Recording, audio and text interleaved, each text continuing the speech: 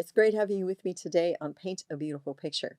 This is episode number 211. You know that Elmer Fudd picture of the guy with the funny hat on and his boots clomping through the woods with the gun across his shoulder, and he turns it around and I'm going to shoot a rabbit. And he goes after Bugs or Daffy or whomever he's after on that in particular day. Sometimes in life we need to go hunting, and hunting requires a good bit of preparation.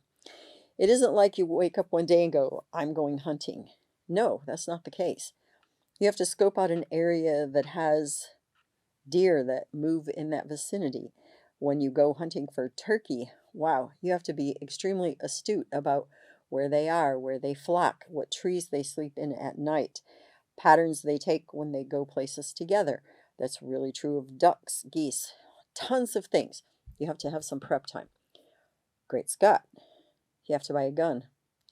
You have to, if you're doing this lawfully anyway, you have to get a permit. You have to have a hunting license. You have to buy ammunition.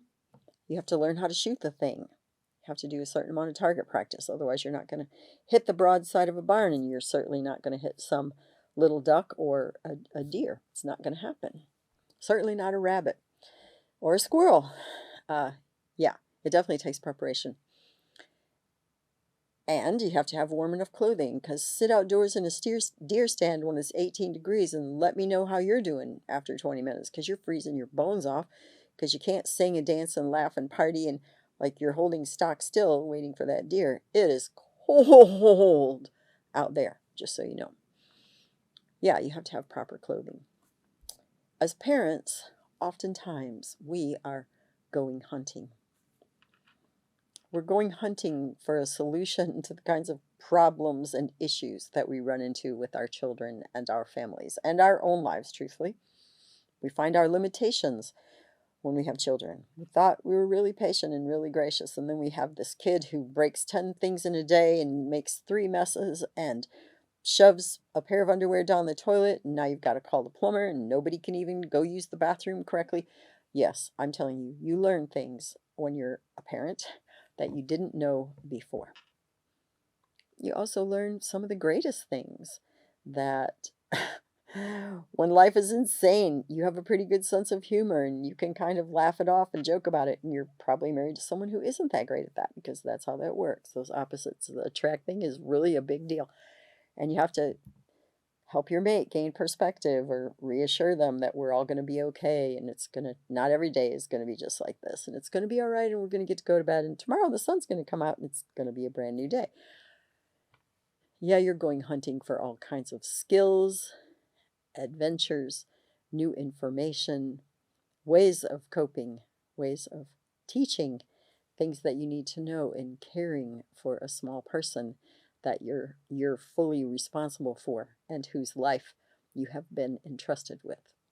We are going hunting as parents. We are going hunting for support. We are going hunting for help. We are going hunting for encouragement, because we need it so very much. It's hard to be a Lone Ranger parent. It is really tough, like virtually impossible, let me tell you. We are going hunting for those people who are dependable. Sadly, we find out about those who are not. We are learning about those people who will support us and encourage us and be with us along the way, and those who walk. We are going hunting as a parent for a lot of things. Let's just talk about a couple of them. Today, I want to invite you to go hunting with me. This entire couple hundred episodes has been about you getting a gun, getting ammunition, learning how to shoot it, getting warm enough clothing, finding out where the animals walk. All of this has been pretty preparatory for you, and I hope you're taking advantage of that. I've been trying to help you learn how to shoot a gun so you might aim accurately and hit the target of meeting some of the needs of your child's lives and thinking about what your child really needs from you. But today, let's go hunting for a sense of adventure. Say we're going to go to Africa on a safari in new territory that you've not ever seen before. You're going to go hunting for an elephant, but elephants and lions and water buffalo Buffalo and even hippopotami live in reasonably close proximity to one another, so you think you're going for something else, and a different thing entirely than what you had hoped for shows up. The unexpected adventure. You're going to have a lot of those with your kids. No kidding. The first time they ride their bike over the railroad track, not realizing that on the other side there's a 12-inch drop and they break their arm, that's going to be quite an unexpected adventure. The first time your child falls into a lake because they got just a little closer to the edge than they should have, and especially when it's them falling off of a bridge head first into a reasonably shallow lake, and you're petrified they're going to get paralyzed, break their neck, do something horrid, and they come bobbing up to the top screaming, and you have no choice much but to jump off the bridge and go get them. Yes, I am speaking experientially about things I know. It's very adventuresome to have children. Maybe it's the adventure of them riding their 12-speed bike to school on the first day of high school, being really excited about being able to ride and feel responsible.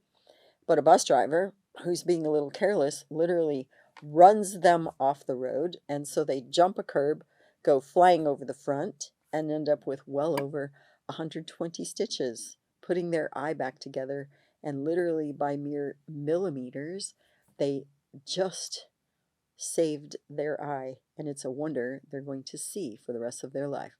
It has so many unexpected adventures, I don't know what to tell you. I really don't. You have this very sedate and calm young person, and you put him behind a wheel of a car, and they're like, whoa! I had no idea you were going to be a speed demon or a wild and crazy driver, and this is a new wrinkle in parenthood, and I'm going to get a few gray hairs over this, or rip out a few, one or the other.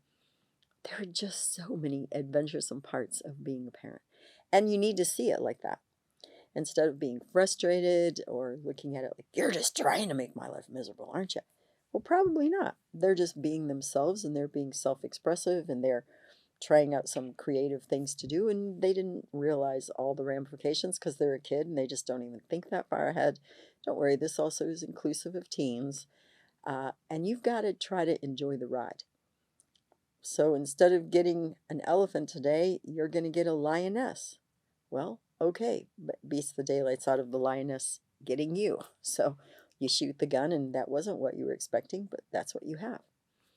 You have to enjoy the adventure. Sometime this hunt is going to yield things you never could have imagined. And then we're going to talk about a treasure hunt. Your child is a unique and beautiful person. You, more than anyone else on the planet, have the rare privilege and opportunity of knowing, exploring, and delighting in this part of the adventure. Getting to know a beautiful, amazing individual.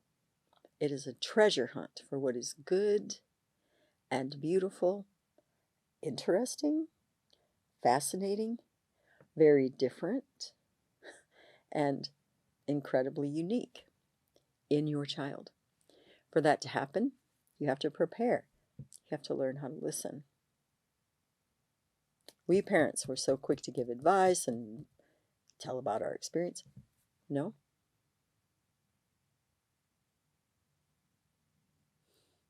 See how uncomfortable just a few minutes of silence is, a few seconds of silence? And we need to give that kind of silence to our children long enough to allow them to fill it, long enough to allow them to share.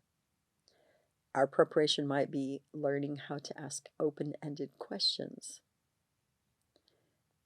Can you describe to me how you felt about that? It's very calm and accepting language. Can you help me see why that's so important to you? I'm really interested in knowing what you think and how you feel about this. Can you tell me more? And then hold still long enough to listen, and also hold still long enough to hear, because you might not like it and you might want to rise back up and like, no, no, no, no. Get prepared. Learn how to listen. Learn how to ask open-ended questions. And learn how to be receptive. You don't have to accept every single crazy kookamongus idea your kid ever comes up with. I promise you some of them are pretty off the wall. But be receptive. At least be willing to receive what they're saying to you, to hear it, to consider it, to admire it, to get past your frustration about it. So that might mean keeping your mouth shut for a couple of days. Yeah, that's exactly what I mean. Uh, and see it as maybe an uncut jewel. It isn't anywhere near finished yet, so it doesn't have all the brilliance, all the facets, all the shine that it might have. But see past the uncut part all the way to the amazing finished gem that is going to be there, that is going to be your son, your daughter, your own child, that you will be able to take delight in, and you will feel a great sense of pride and joy. That is my child. I want you to learn how to go hunting.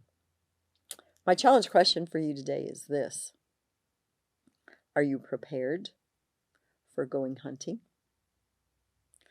If you're not a good listener, if you have a hard time just being receptive to others, if you only see the negative, you're kind of the half glass empty, or maybe only a third of a glass if you're lucky kind of person, you might have some preparation to do in order to go hunting on the adventure that is being a parent with your child.